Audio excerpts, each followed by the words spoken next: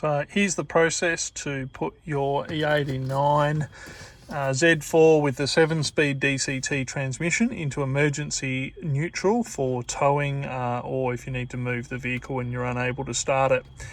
So this transmission has a park lock that normally, unless you do this process, as soon as you turn the car off and open doors or whatever, the transmission goes back into park, and so you can't move the vehicle. So this is the process to keep it in neutral.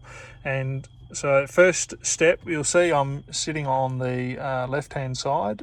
This is a right-hand drive vehicle. If you were left-hand drive, then just sit in the driver's seat. It's the easiest side to do it on. You're going to need your key fob and this special 4mm Allen key that comes in the toolkit of the car. That'll be located normally, I think, near your battery in the trunk or the boot. If you don't have it, you can use a regular 4mm Allen key and a pair of pliers. So the first step will be to remove this cover.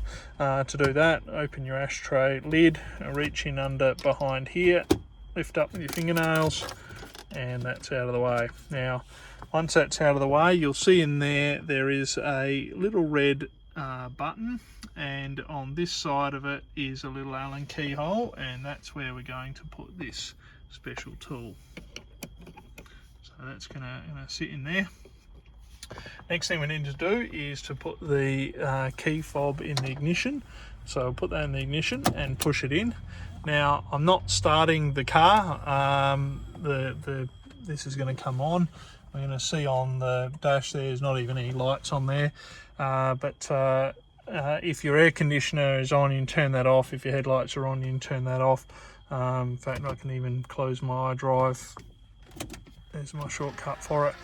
And so, but the key fob needs to be pushed into the ignition there, and then I'm going to come over here and I'm going to rotate this. Now, the first 1/8 of a turn, no resistance really whatsoever, very light spring pressure.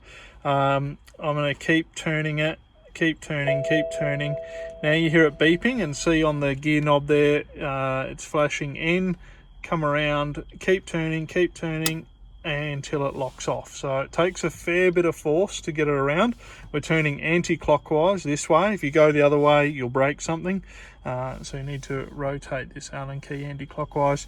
If you don't have this and you're using a regular Allen key, the long end is probably going to go in there. You're going to have a short bit hanging out, and that's where you're probably going to have to grab it with a pair of pliers to rotate it.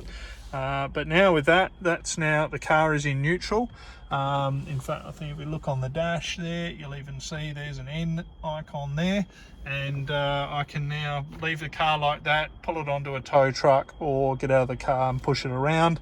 Now the process and I shouldn't be draining my battery. I think I can probably get out of the car. There is some little lights on in here in the interior light, but shouldn't really drain the battery too much. If you do need to now revert it back to the regular position or park, put it all back together, there's a couple of ways you can put it back into park. One is to press the little red button here next to the Allen key. So I'm just going to hold that, stop it flying around, but press that, and there it goes, comes back around, and it's now back into park.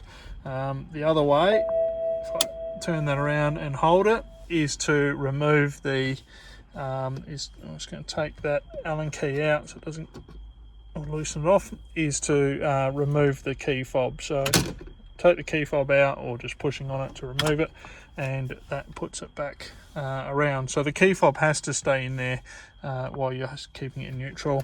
Pull that out of the way, clip this back down, starting at the back, lock the back in first, then the front, push it down, ashtray closed, and everything's back to normal.